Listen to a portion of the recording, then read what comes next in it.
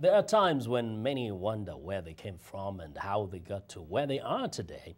Spencer Wells has spent time tracing his ancestry and has produced a documentary with National Geographic called Deep Ancestry inside the Genographic Project. In a recent interview, he explains the importance of knowing family origin. They're interested in their family history. Genealogy is one of the most popular hobbies in the world. People want to know something about the people who came before them and their family line, the names of those great-grandparents and so on, where those people were living. And ultimately, genealogy can only take you back so far.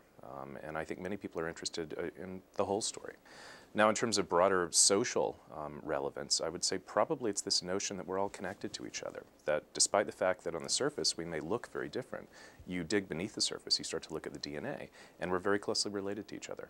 This study obviously does assume that everybody believes that life came to this earth through evolution. How do you respond to those who believe in creation? We're biologists, and evolution underpins what we do and how we interpret the data.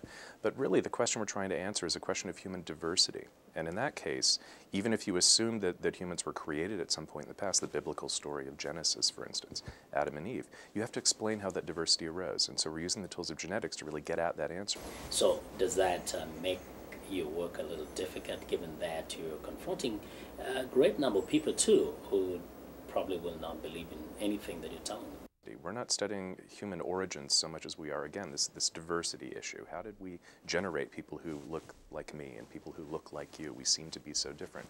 That's something that the Bible really doesn't approach, and so I think most people are interested in that, and they're fascinated by it, and they don't have the answers from Scripture. So I think genetics provides some of those answers.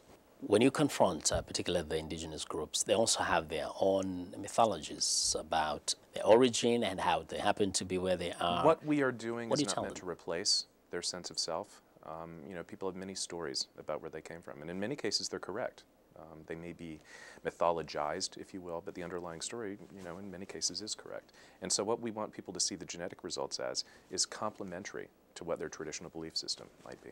Up to this point, would you say that the different communities that you may have done some research in really are very interested in this? Do they really care so much about knowing where they came from? Or are they more concerned about today and the future? And obviously people are concerned about today and the future, and we're not trying to, you know, change that in any way. But part of knowing who you are and where you might be going is understanding your history. And that's why these traditional stories that help to define groups all over the world are so important, and that's why the cultures cherish them so much. Most people are fascinated by these genetic results and the stories they tell about their distant ancestry, people that they can't name. You might be able to name your ancestors going back 5 or 10 generations perhaps, but beyond that you enter this dark and mysterious realm we simply call history and ultimately prehistory. And DNA takes you back to those ancient times.